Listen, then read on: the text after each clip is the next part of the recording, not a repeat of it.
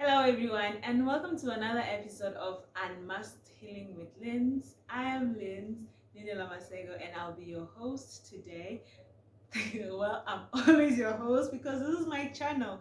But in any case, I'm your host today, and my name is Masego, and I'm so excited to be back here. It's been really long since I last posted a video, and it's been a roller coaster from the last video till today. Like, we're working on this and we just keep on fighting. It's really an exciting journey with ups and downs. Anyway, today we are talking about take your meds, Lens. So this concept came about when I was reading this book, Untamed by Glennon Doyle. I hope I pronounced that surname right. In any case, there's a part whereby she talks about taking your meds. um Let me just page through, sorry. 5 pro tips for those who live too high and too low. Anyhow, I'm not gonna focus on the 5 tips. If you want to get the 5 tips, get the book, but I'll talk about the three main tips that she gives. Number one, take your meds. Number two, keep taking your meds. Number three, take notes. So, you know how a person usually goes to the clinic when they're sick and they get medication, and I'm one of those who is never consistent. I get antibiotics for something. Once I feel better, I'm off those tablets, whatever, I'm done. And that is not actually good. So she says that take your meds. So usually you go through the first step, which is taking the meds, and you get to feel better. Step two is keep taking those meds, because if you don't finish the course that they've given you, you're not gonna get better, or you just get worse later on. I've experienced that firsthand, and I don't want to get it. And that is how it is, even with this whole process of healing, this whole process of self-discovery, this whole process of really self-love, and trying to fight depression, trying to fight a lot of bad things that are happening to you emotionally, because the greatest enemy that you have is yourself, and you always just waking up and fighting yourself. So I was thinking about it, like, how in my previous videos, I think I've mentioned it, how I do some breathing exercises, I meditate and everything. Yeah, I that is the case, with just like with medication. I used to do it so consistently because I was just in such a dark place and I wanted to get out. So every day, consistently, I would wake up and meditate. I would wake up and do my breathing exercises. And before I go to bed, like, I'd literally be so invested in trying to get better. And that was my medication. And I would dance, you know, and until I got to a point where I felt like, I'm dry now. I'm no longer wet. I'm excited. I'm happy. I'm good. And I stopped doing it. All of a sudden I was lazy to do it. So, do you know what happened? I relapsed. It was bad. Yeah, well, I'm still trying to go back to the first phase, which is take your meds. you know and I'm hoping that I'll keep on taking my meds, because it's very important. It's very important to not start a process and stop it.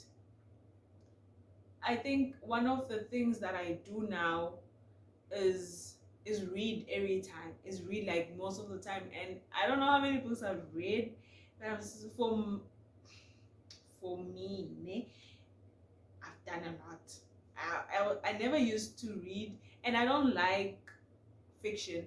And I like the non-fiction books, because I feel like when I get to learn about people's experiences, I get to live their lives, and people share every bad things they've gone through and how they just sort of got better, and how they went down again. And I feel like it makes me feel normal.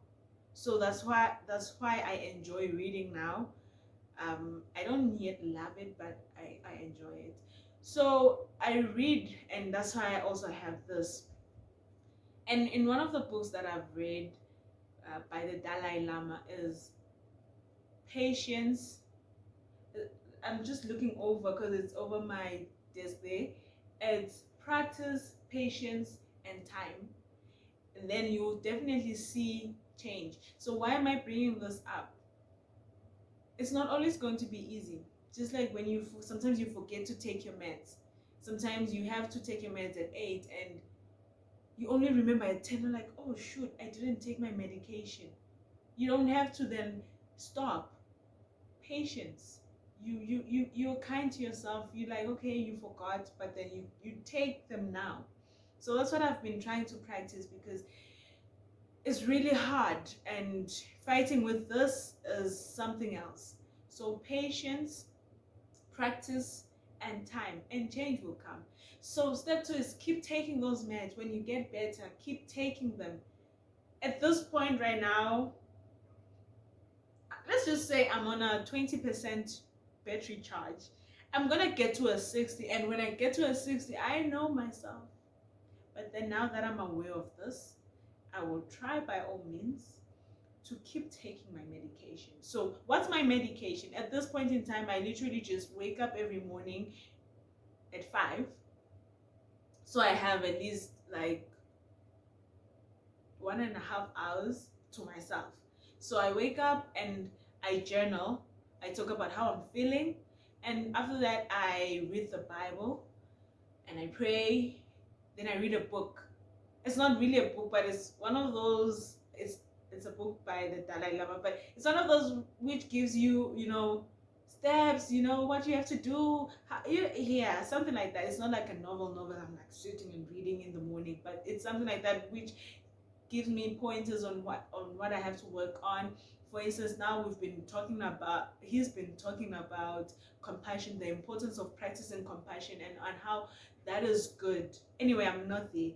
And after that, I meditate. Yes, so this past week, I'm already on 20%, but I've been doing this for like a week, but it's gonna be okay. This past week, I've been just doing breathing exercises, trying to focus, control, practicing to stabilize my brain. You know how when you're starting to meditate and your brain is just all over the place? So I'm trying to breathe in, breathe out, and have my brain be here, focus on my breath.